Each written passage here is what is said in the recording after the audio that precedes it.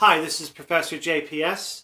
This is part 2 for Communication Arts 154, Intro to Film Studies, Chapter 6, Acting, March 12th, 2020. In part 1, we discussed the 4 basic acting categories. As I mentioned in the last section, 4 basic categories out of the textbook were extras, trained professionals, extras, non-professional actors, trained professional actors, and stars. And that information is on page 233 of the textbook, okay? And he lays out the definitions for them just briefly again, that extras are used in crowd scenes and they're relatively anonymous. Untrained professionals or non-trained professionals are actors who are obviously not trained in acting and are usually used for their truthfulness, the right look for the part, and their authenticity. Trained professionals are people who have learned how to act both on stage, television, and screen, and they fill most of the actor ranks in the actors' unions and in Hollywood and in Broadway.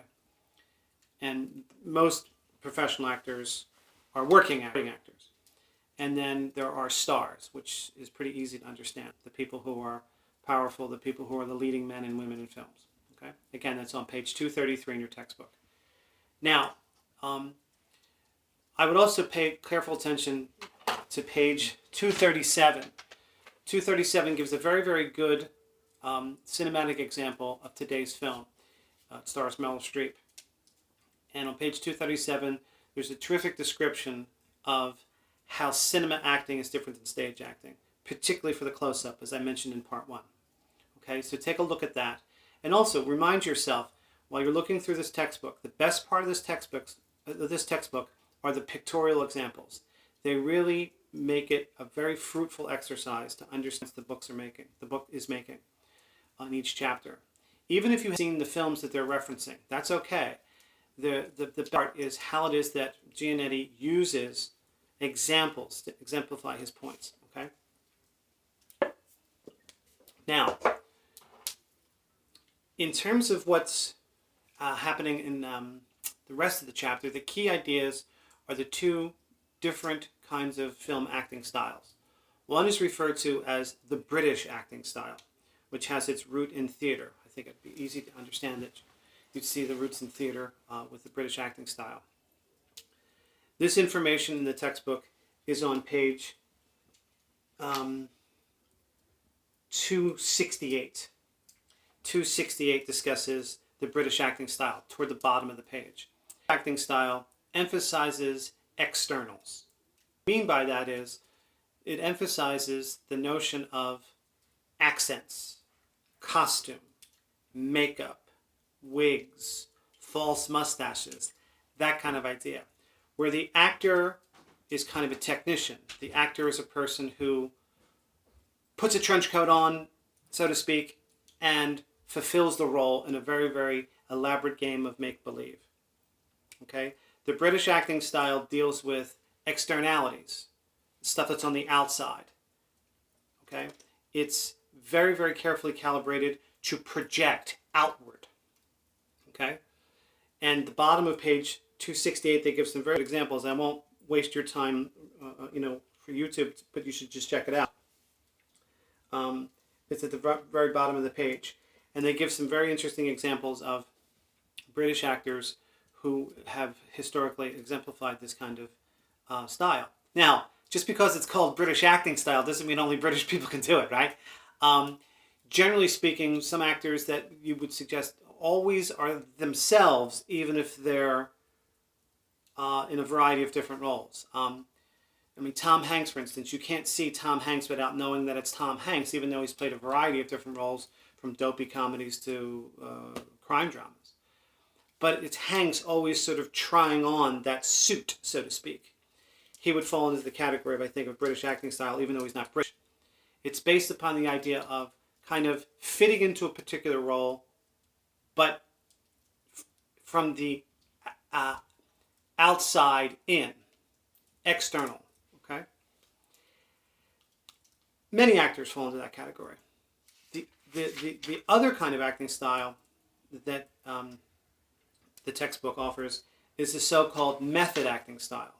The method acting style is discussed on page 274 at the top of the page. And the method acting style differs from the British acting style because the method acting style is based upon the actor trying desperately to psychologically connect with the character's motivations. The actor is desperately trying to psychologically connect with the character's motivation, live like that character, to feel like possible.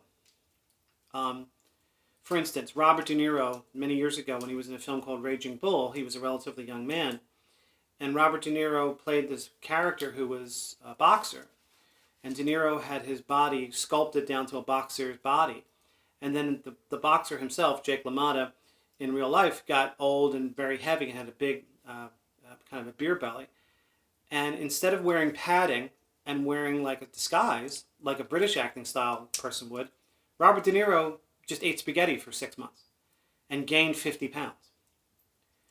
Like, he was deeply trying to emotionally connect with the Jay LaMotta character, so much so that he lived his life as possible. So that's a real commitment to acting. And what it means is it's, instead of going from the outside in, it's going from the inside out.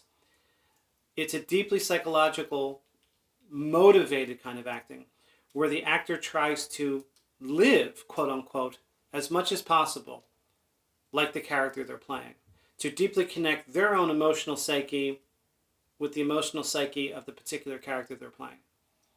Okay? In 1975, there was a terrific movie called with Dustin Hoffman and Laurence Olivier. And Laurence Olivier was a British acting style, and Dustin Hoffman was method acting style. And Dustin Hoffman was, the film was called Marathon Man.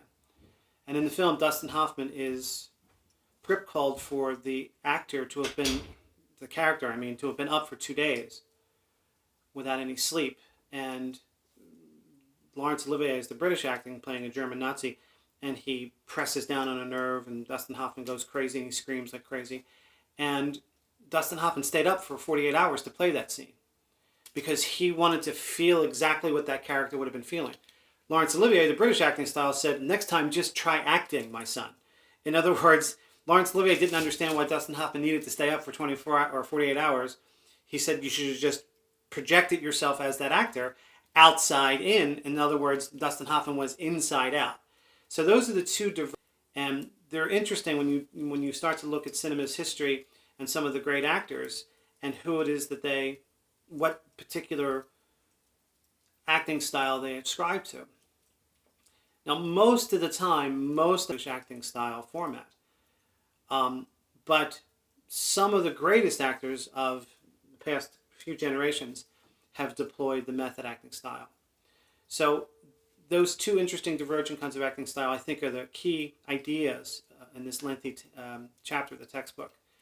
And in the next section of our video chat here, I will describe the three actresses in the film, and I want you to watch carefully for which you think that where it is that they fall on the spectrum between acting styles, and a little bit more about this particular story that I think young students might get a sense of because it's a fairly literate kind of film, and you might not have been aware of it. Okay, so stick to those pages. This is column 154, March 12th, 2020, part 2.